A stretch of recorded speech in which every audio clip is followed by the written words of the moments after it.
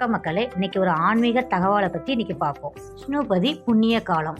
விஷ்ணுபதி புண்ணிய காலம் வருஷத்துக்கு 4 முறை வரும். இந்தெந்த மாசம்லாம் வரும்னா கார்த்திகை, மாசி, வைகாசி, ஆவணி.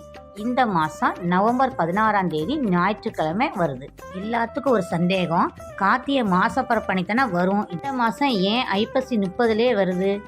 வருஷத்துல 4 நாட்கள் தான் விஷ்ணு பகவான் இறங்கி வந்து பக்தர்களுக்கு வரம் கொடுக்குற அந்த அற்புதமான நாள் தான் விஷ்ணுபதி புண்ணிய காலம்.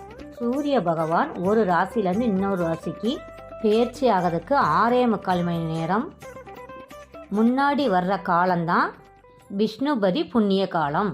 இந்த தடவை சூரிய பகவான் முன்னாடியே பெயர்ச்சி ஆகிறாரு. அதனால தான் ஐப்பசி 30ஆம் தேதியே விஷ்ணுபதி புண்ணிய காலம் வருது.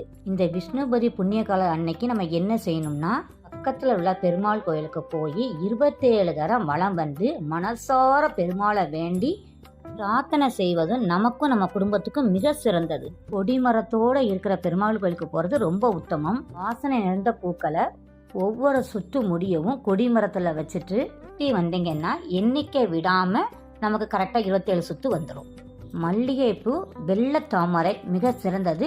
இல்லை கிடைக்கலன்னா எந்த பூனாலும் வச்சு நீங்கள் பிரார்த்தனை பண்ணிக்கோங்க. 27 சுற்று சுற்றி முடிஞ்சதும் கொடிமரத்துக்கிட்ட நெய் தீபம் 2 ஏற்றி உங்கள் பிரார்த்தனையை வைங்க.